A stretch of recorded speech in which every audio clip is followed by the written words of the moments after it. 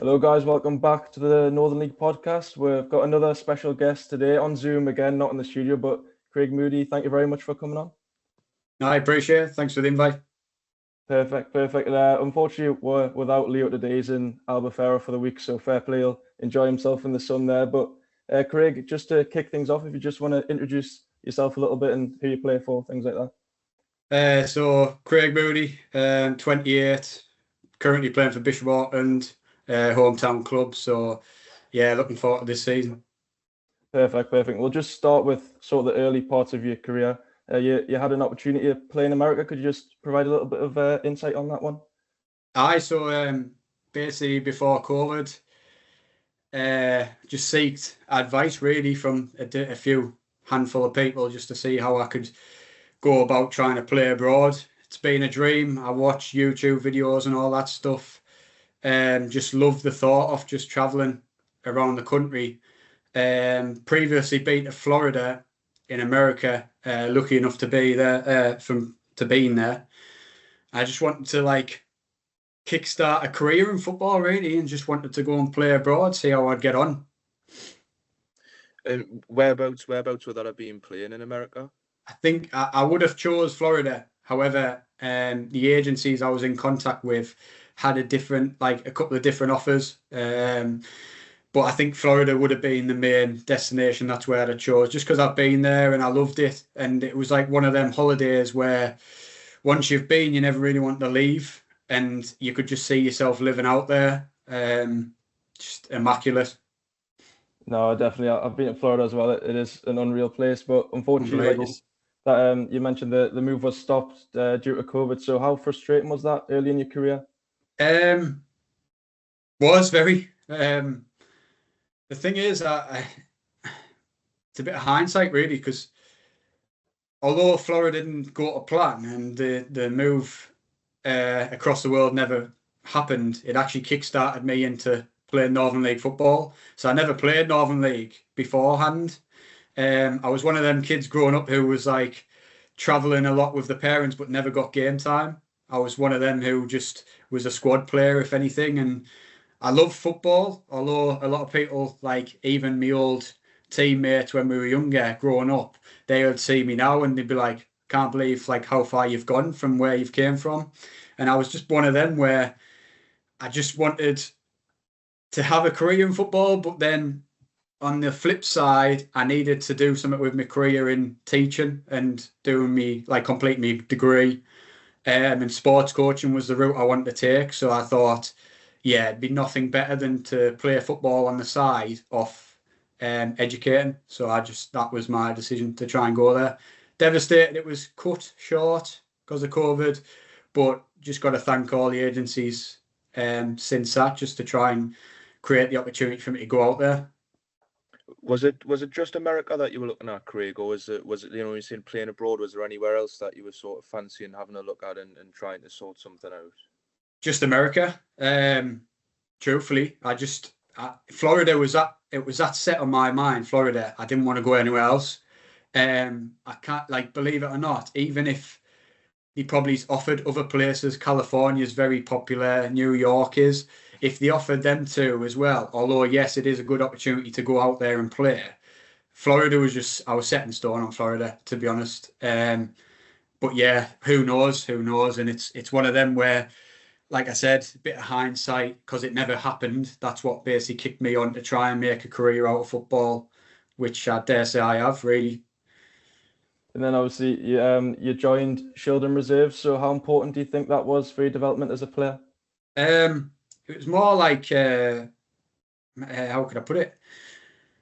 A bit of fun, really, enjoyment. Shildon Reserves was a brand new side, ran by lads who were from my area. All friends and everything played for them. So I was thinking, do you know what? In the Wearside League, no disrespect, I'd just drop down and try and play for fun, really, and enjoy it. Didn't really expect the connection with Shildon first team. However, it was more professional than I thought. Obviously, Mark Hudson and Bobby, who are at Hebburn now, they were coming down to watch games. And I just didn't really think anything of it until they asked me to go to pre-season.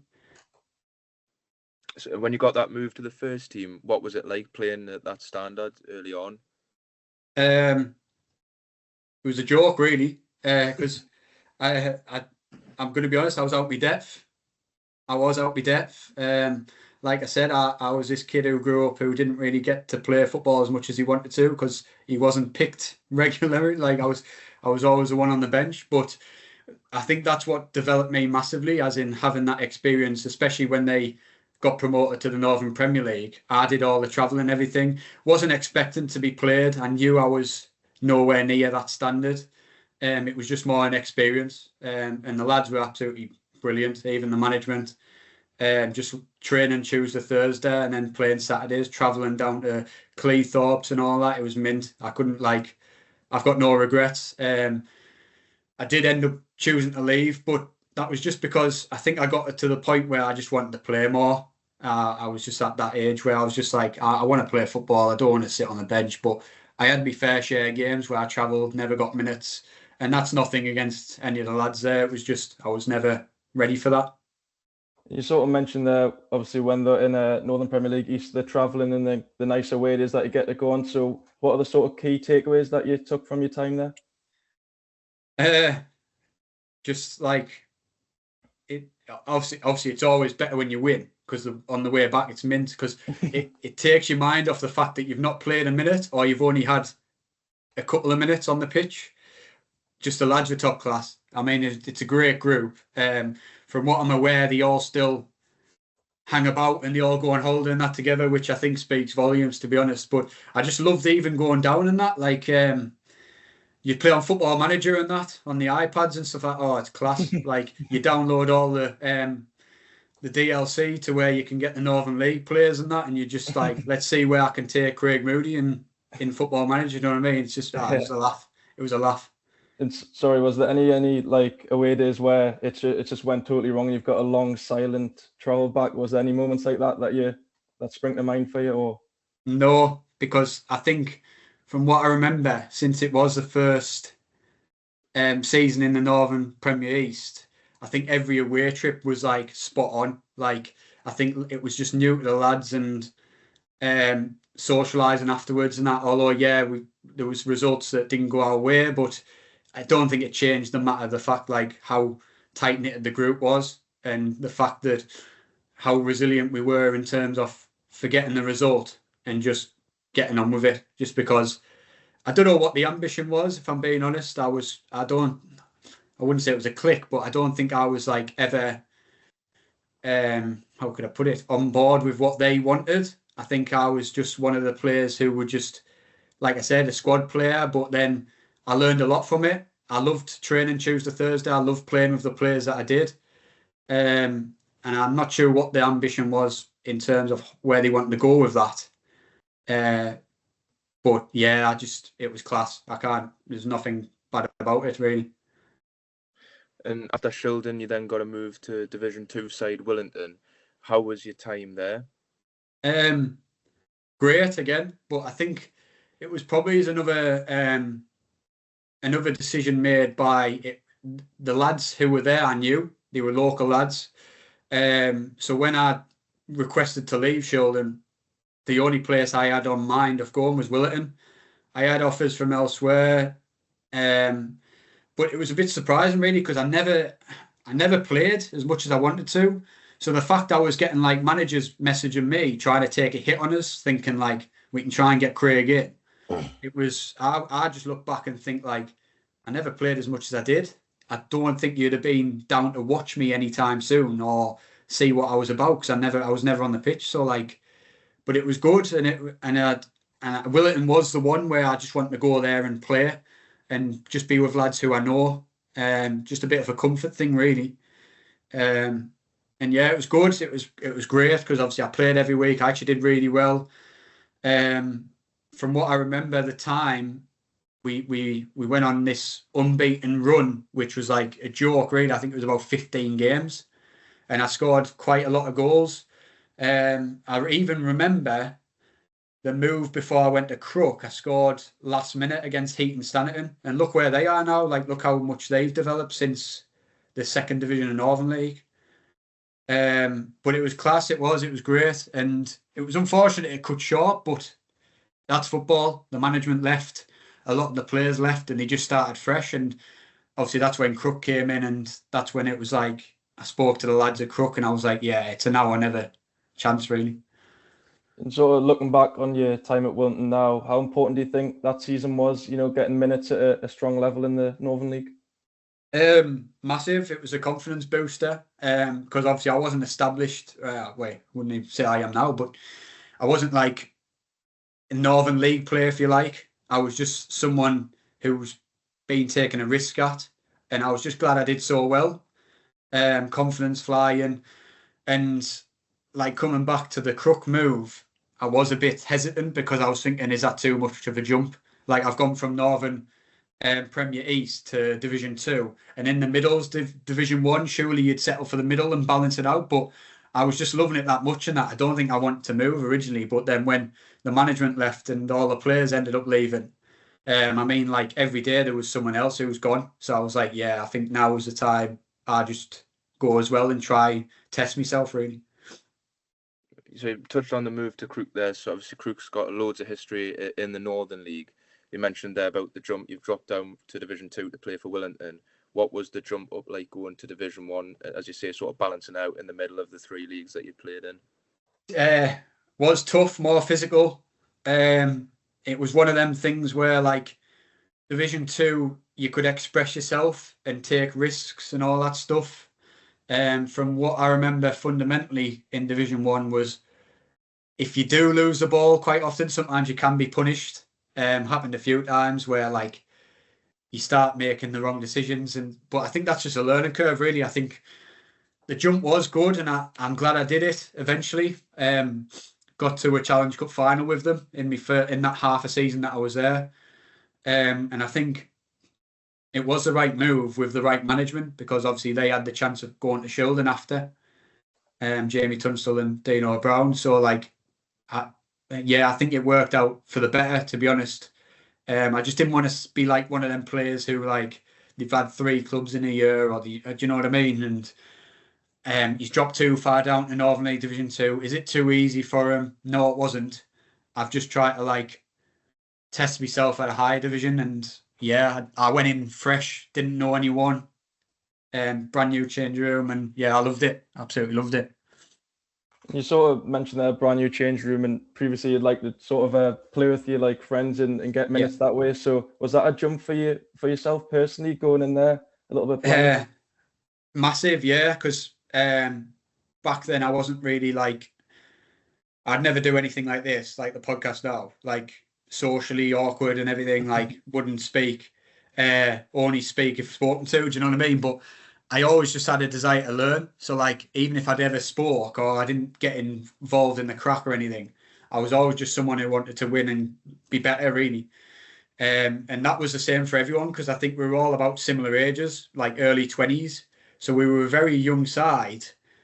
And even that Challenge Cup final, we did very well against, like, it was Riot CW at the time, who ended up folding after that season. But the players they had at the time, they've all gone on to do better things in the higher divisions, you know what I mean? So like, we did very well against that, and we lost on pens, which is a lottery for me.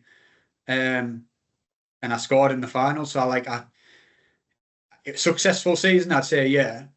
But all over, like as in experience gained, doing well for myself, confidence, and I just couldn't wait to start the next year. Out of the 3 clubs to this point in the career, you'd had Wellington, you'd had Shildon, and then Crook. Which one do you think you learned the most from, would you say, the experience?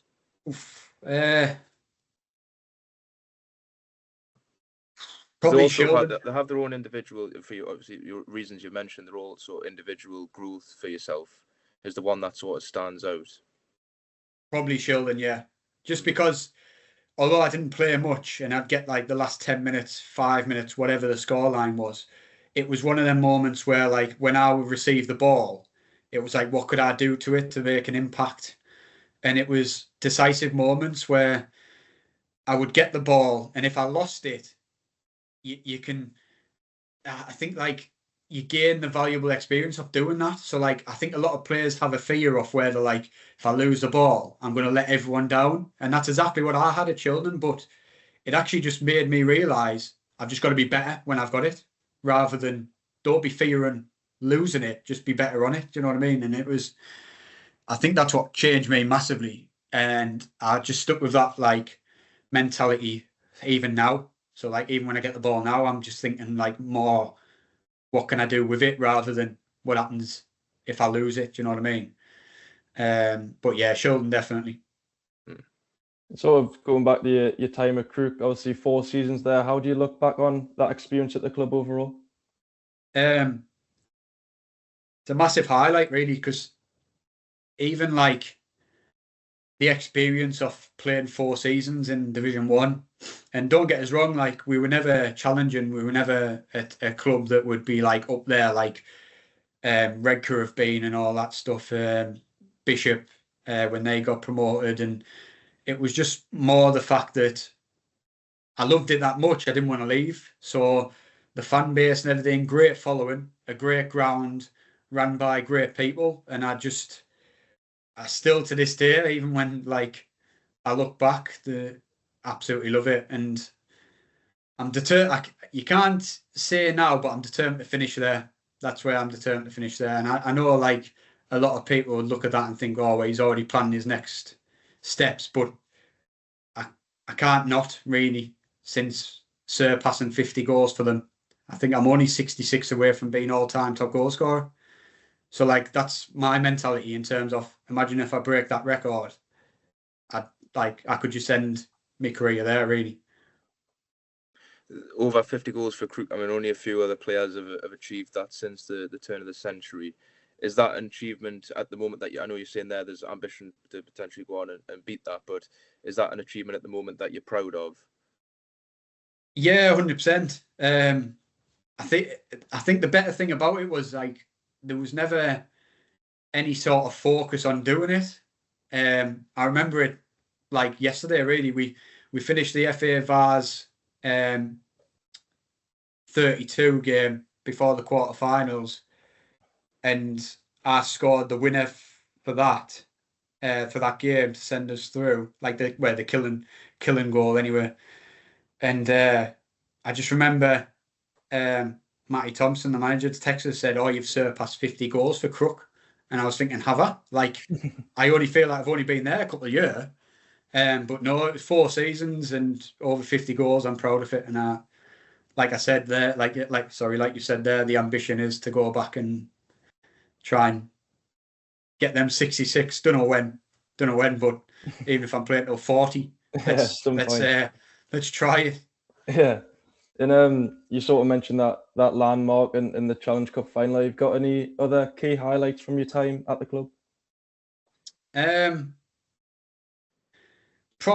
Probably is the Vars run, getting the quarterfinal, although we lost.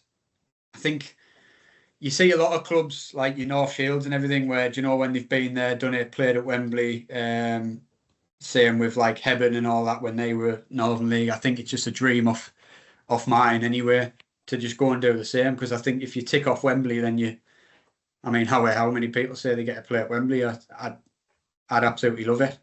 And I think that was like, although Bishop this year, I know we'll come on to it, we look like we've got a very good squad.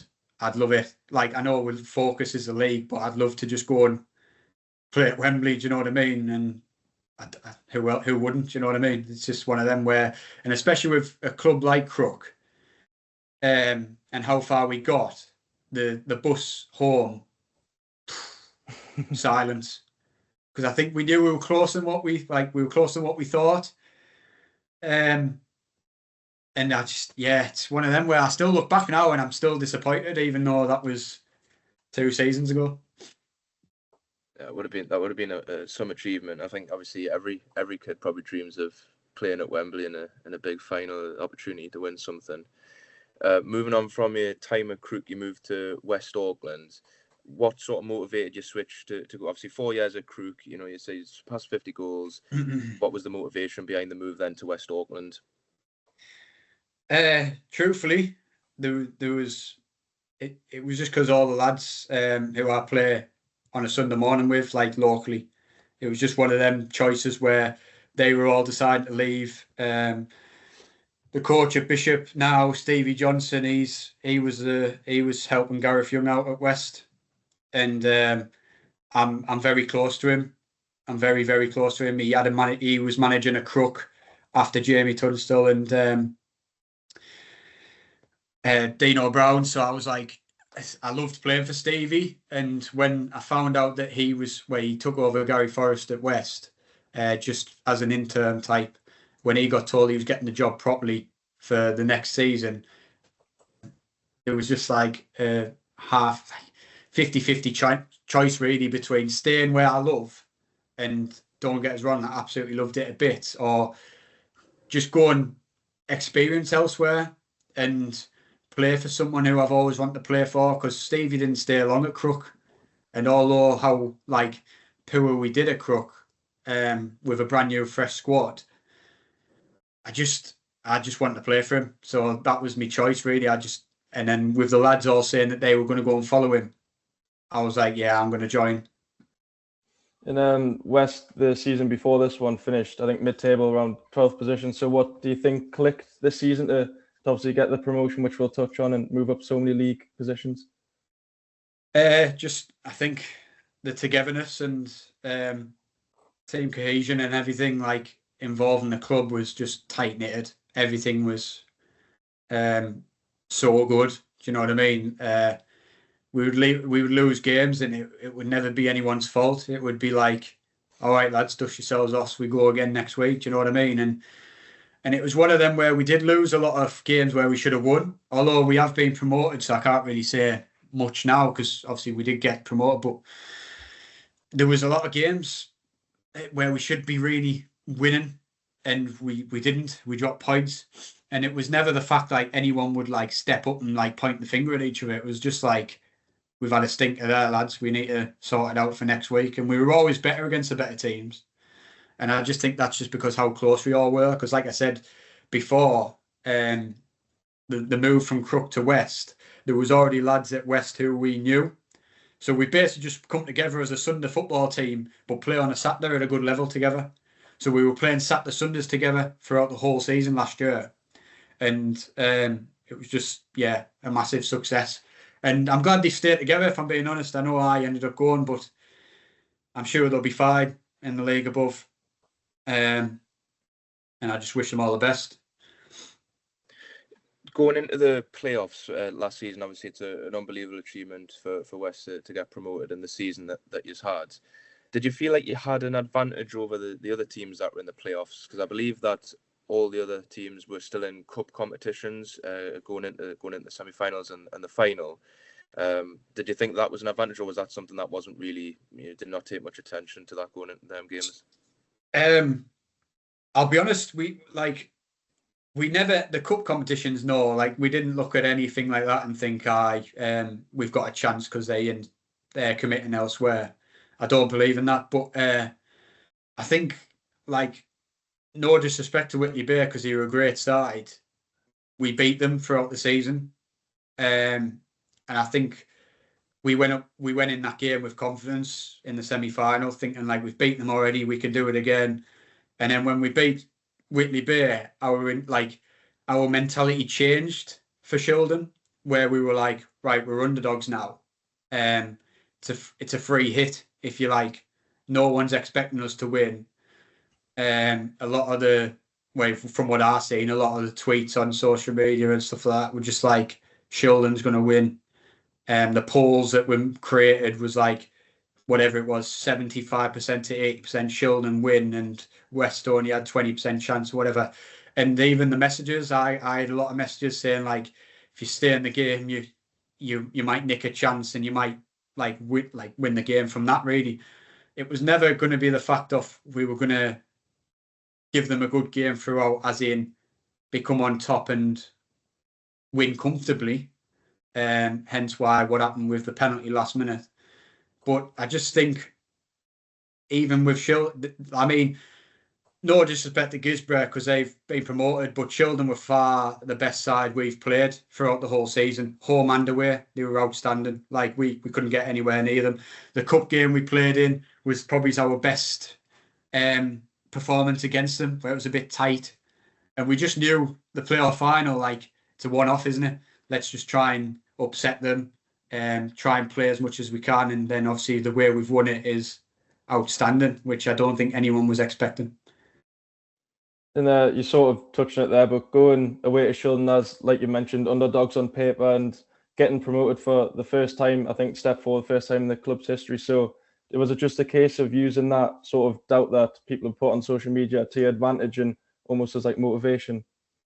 100%. And we weren't necessarily the one to feed off that, but it was just more like our team talk in the dressing room was literally just, we've got a free hit, lads. Like, what's going to happen? What is the worst that's going to happen? If we go out and give it our all and we lose 1-0, we can come in and say, right, we've given everything. Do you know what I mean?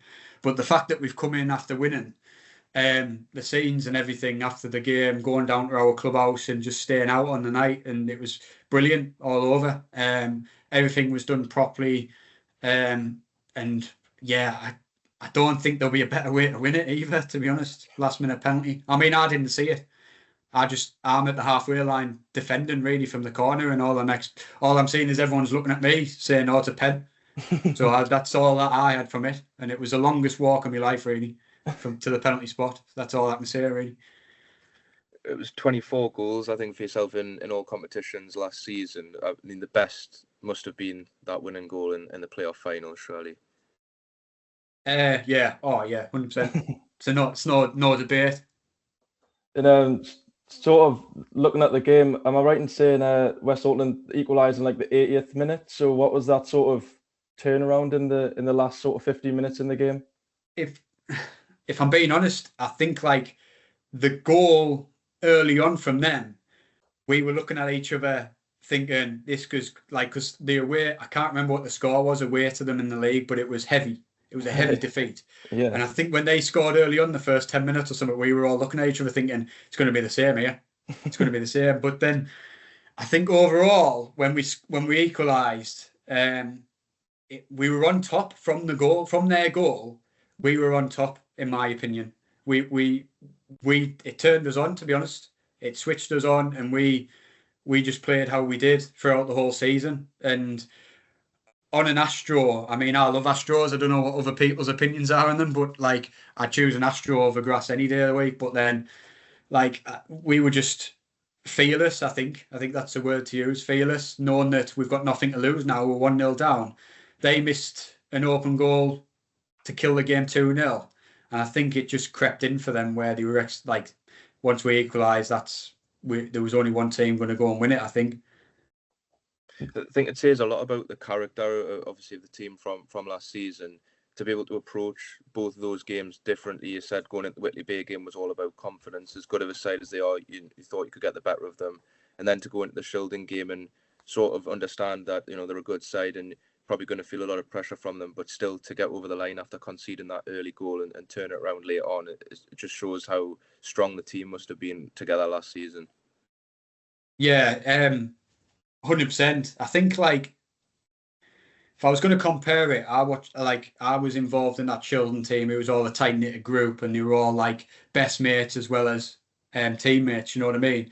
And I'm not putting myself in that group as I was the same as them, but like the West Auckland team, because I think, like I said, we played on a Sunday together. We were just spending the full weekends together, which made a massive difference in terms of, like I said, team cohesion and relationships. And we were just, once again, when we were losing games, even them Shildon games that we lost, we were just looking at each other, not blaming each other. We were just looking at each other thinking we need to be better.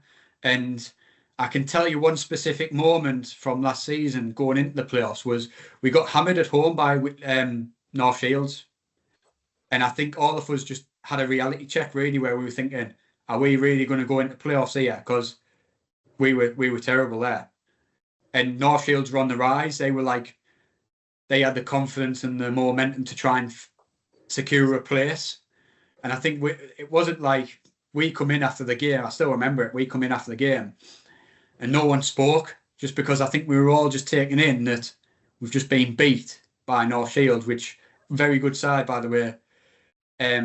But we can't play like that if we're going into the playoffs, because we're coming up against the likes of Borough Rangers, Whitley Bay, Shildon, whoever it would have been, or North Shields themselves if they got in there. And was there any other key points during the season, like you say, like decisive moments where that sort of brought the lads together? I think both Blue Star games, home and away, last minute winners, both of them. Like, you've got to think that's 6 points off the tally. Where would you end up there? But I think both tables turn, really, because like I said before, we lost against the teams where we should be winning, but then there was results where we were getting good results against the better teams. You know what I mean? So apart from Shildon, and then Gisborne away, but Gisborne had only got a point, which was like, you could look at that and think that's valuable. And it's very funny normally, because anyone can beat anyone, and I think that's why I enjoy it so much, because I am one of them where, like, I'll sit down after a game and I'll just look through the results, and I'm like, I'll do like prediction beforehand, but then review it afterwards, and I'm thinking, was I wrong there? Yes.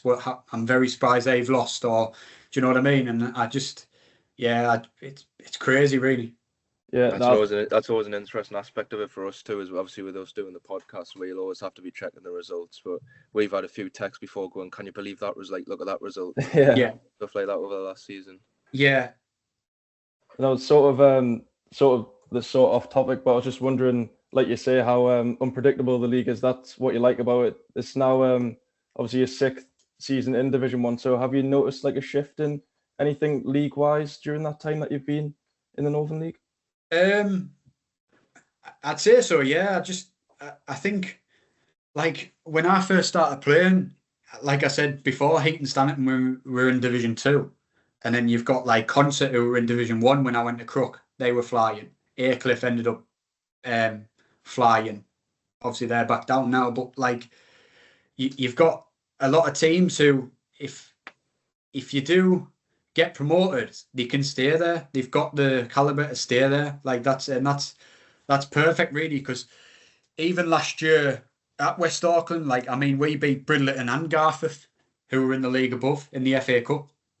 And you just think, like, we would be all right if we got promoted. I think we'd do all right. I'm not saying we'd go and be successful as in, like, get promoted again, but I think we would just set ourselves in there. And I was very surprised by the relegations this year, because I thought even Bishop themselves, won't mind me saying it, but I thought like they would definitely have the ability to stay up, and whatever circumstances have got on, but it's just about how can we bounce back now and get them where they back where they belong, really. Yeah, I think it's a very interesting league. The Northern Premier League East. It seems like the teams sort of, there's a few teams at the top who are very, very good, and it's very open past that point. I think Bishop last season were one that very easily could have stayed up. But obviously that's where you've now moved to for this season. I just want to ask you, do you think this is possibly the toughest Northern League Division 1? You'd have to ask me at the end of this season coming up, I think. Because I think, like, I'm trying to think the top of my head, like last season, you see everyone's signings and everything. Do you know what I mean? Like, Whitley Bay were very good. They were very good. And you're seeing how they started last year. You thought no one's catching them. Like, yeah, they're just going to go and run away with it. Obviously, circumstances aside, what happened with them. And then I've seen a few of their lads have gone. So you don't know how they're going to be this year. Don't get us wrong, they've kept the core, which is good. Still got some very good players, and no doubt they've got the attraction to get players in. But I don't know. Honestly, I don't think you can predict, if I'm being honest. I mean, even a lot of people saying like Bishop this, Bishop that, the money that's getting paid out and everything. It's not a given. It's not a given. It's just a risk, isn't it? Which, I mean, you never know, do you? You don't know. Like I said, the league is the priority, but for me, I'm a Vars. I want a Vars run. I'd want to do it. I could retire. Do you know what I mean? If I went and played at Wembley, I could just say, even if we got beat at Wembley, I'd just be like, I've played there. Do you know there's, what I also, mean? So there's obviously a lot of northeast heritage in the Vars, wasn't there? Like a period where I'm sure it was like 9 of 10 like teams on the bounce won it from the northeast. So it yeah. definitely is the capacity there. But I was just wondering on your Bishop move, it's obviously your hometown club. What made it the right time for you to go there now? Just because it was a weird one, really. Because although I'm from the area and I've played in Northern League a few years now, they never come in. They were never interested in terms of trying to sign me, and I'm not sure why. I'm not sure why. But then obviously when Martin Gray took the job last year before the relegation, he brought in Dino Brown and Stevie Johnson, which I've played for both of them at Crook. Obviously, yeah, Dino was before Stevie's time, but Stevie was after. And both of them just so influential. Both got great mentalities, know exactly what they want from players. And adding Martin to that mix, who's got a massive background experience with the likes what he did with Darlington, who are now in National League. I just think like I had to really, and I'm always one to just improve all the time. And the training twice a week, I mean 3 times a week it is now pre-season. That doesn't bother us. Even the league above, there's a lot. I've seen a lot of comments say about how I avoid the league above. It's not the case. I can get out of it. I can get out of work. It's no work commitments or anything. And I'm hoping that if Bishop get promoted this year, I will be there next year following them up to promotion. Do you know what I mean? And just have to wait and see. But like I said, it's not a given because North Shields have always been like they're always my outside shots, North Shields, and I don't mean outside as in like disrespectful or in any way. I just feel like they're always the ones who are up and fighting, and yeah, great setup and everything. Do you know what I mean? Like I like going up there away games and stuff like that. So you're coming off the back of a very successful season with West, who won the Player of the Season and were the top scorer. Is this the best you've felt in all the years that you've been playing Northern League football? Yeah, I dare say it's the best season I've had, 100%. And although my time at Crook was very valuable to me, same with Willerton and Shildon, I just think like confidence-wise from what I achieved last year, I'm hoping I can just do the same again or carry on where I left off. And if I get anywhere near the numbers that I got this year, I'd be proud of that, to be honest, because like I said, it is my best season. Some might see that as no, it wasn't that many, but it's accomplishment for me. Like I've surpassed, I think the max I've ever got in the season's 20, and I've hit 24 this year. So I'm hoping to beat it. But then if I get anywhere near it, I'll be happy as well. And you sort of mentioned that one of your main aspirations is the Vars. So do you think the club Bishop Auckland they'll be looking to stretch foreign cup competitions as well, along with the league focus? We haven't no, we haven't discussed it. I mean, I've sat with Martin, and obviously the intention is the league because that is massive for them. Being relegated, they want to bounce back in the season. I understand all that. I'd have to ask them, to be honest, but then it is what it is. You just take game by game. I mean, I don't think they'll ever just shrug it off, or any other cup competitions. I don't think anyone would just shrug it off and say, not really bothered about that, not really bothered. I just think they will want to win every game they can, but I think the league is the priority. And if you do get a day out in the Vars, happy days. But I'm hoping we go all the way, to be honest, but is what it is. Jack, you got anything else to add in terms of the season? I suppose that's the only thing I would want to add, just to try and end it off, going back over everything that we've discussed, would be about America. Do you think if you had got that move, like I know you mentioned that was a dream move, do you reckon that would have been just that you would have stayed over in America and the career would have been over there? I think so, but I like the American move was, it was more like a career in coaching, not playing. So like my priority wasn't to play. it was just to play for fun, like on the side.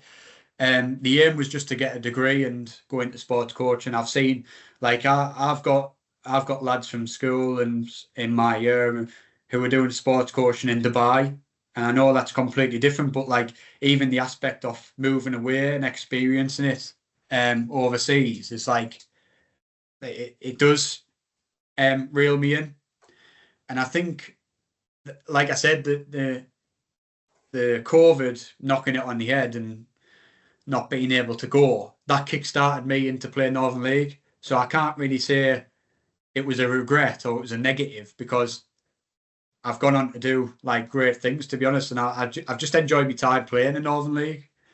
And I don't know, it's hard because it's one of them things where you look at what would I be doing now in America, or what, like, look what I'm doing like right now here in England, playing Northern League, whatever. I don't know, it's hard. I couldn't toss up the two, to be honest.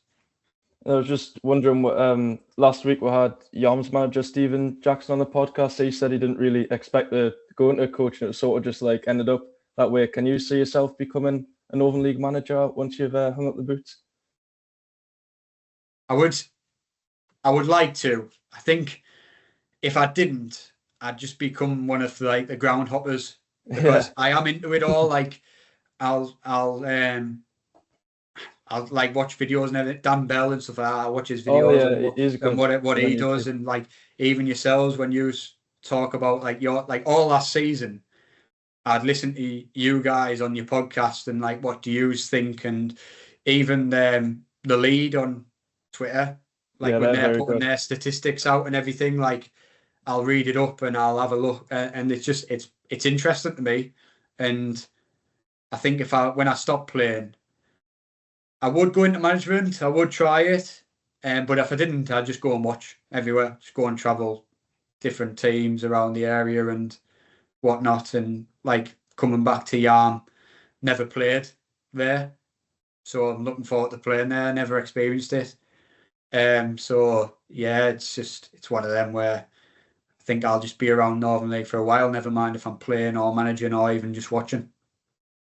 No, that's perfect. That sounds good. Have you got a favourite Northern League ground that you've been at, apart from obviously the teams you played for? Crook have a very good historic one, don't they? But that's it's a big question. Put you on the spot a little bit there, but it is.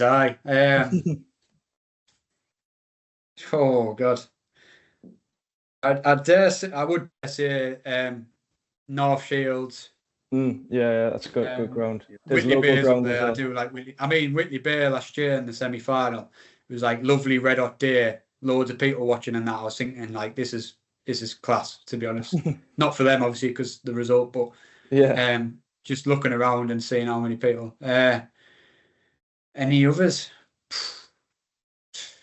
Not that I can think of, but yeah, Blue Star, what a setup. Yeah, I was gonna say that's a more modern take on Blue it, Star. I was, even when we went, like when I was at Crook, and it was the year they made the playoffs, and they had to beat us for the points to secure playoffs. It was a Friday night, and they just had the singer on and everything, and it was like, it's not real here. Like, I feel like I'm at a pro club here. Do you know what I mean? And yeah, it's a great setup there. No, I think that's a nice array of options. You've got the traditional, then you've got the modern Blue Star ground as well. So I rate them picks. Jack, you got anything else to add? That's all from me. If no, I think we've covered quite a bit there. Looking forward to this one going out. I think we've discussed some good things there. Yeah, thank you for coming on. We've really enjoyed it. Hope it's not been too bad for yourself as well. No, I loved it. Appreciate it. Thanks for messaging us anyway. Oh, no worries. Thank you for coming on. Like we say, really enjoyed the episode. So that's all from us, basically. Thank you for your time. Yeah, cheers, lads. See you later. Great. See you later.